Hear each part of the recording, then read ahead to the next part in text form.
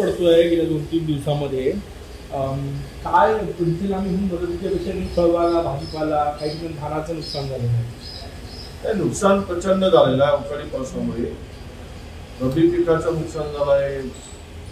उन्हाळी धान प्रचंड नुकसान झालं आहे. इकडे उत्तर महाराष्ट्रामध्ये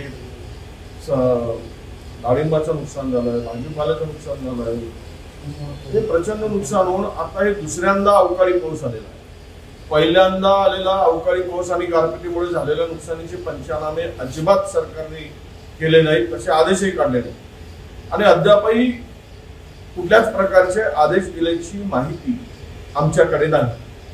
म्हणजे सरकारला शेतकऱ्यांच्या संदर्भात सरकारची भूमिका काय आहे, असं दृष्ट सरकार का दृष्टपणे शेतकऱ्याशी का वागतोय सरकार, या सरकारचे शेतकरी दुश्मन असल्यासारखे का वागताय.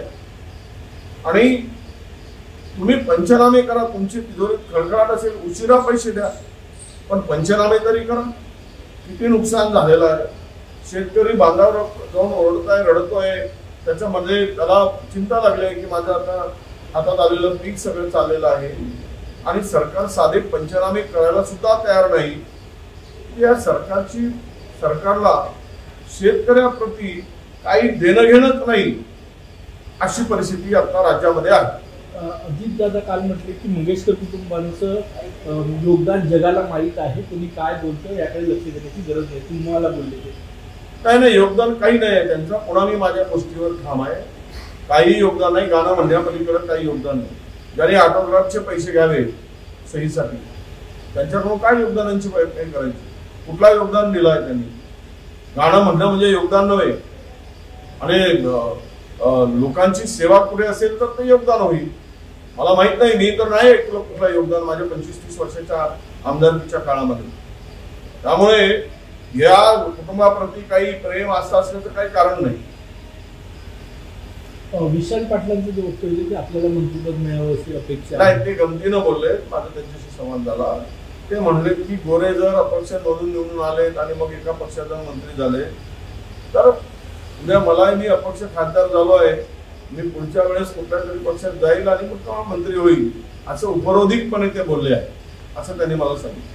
सुधीर मुनगंटीवार बोलले की आमदारांच्या हातात लग्न लावून देणं असतं तर अर्ध्या आमदारांचं लग्न हिरोईन सोबत झालं असतं.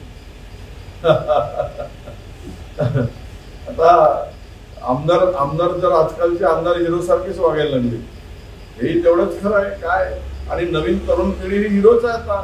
फक्त ते दिसण्याने नसावी, कामातून असावी आणि त्यांच्या कार्यातून, कृतीतून, समाजसेवेतून लोकांच्या भल्यासाठी आणि विकासासाठी त्यांची कृती हिरोपणाची असेल तर नक्की त्यांना हिरोईन मिळेल. त्यांच्या डोक्यातली हिरोईन कोणती आहे मला माहीत नाही, पण तरुण आमदारांच्या डोक्यामध्ये असलेली जे काही हिरोईन आहे ती हिरोईन त्या हिरोला, आमदारांचं काम करणाऱ्या हिरोला, त्याच्या कामाला भाळून जर ती हिरोईन होत असेल तर शुभेच्छा. थँक्यू.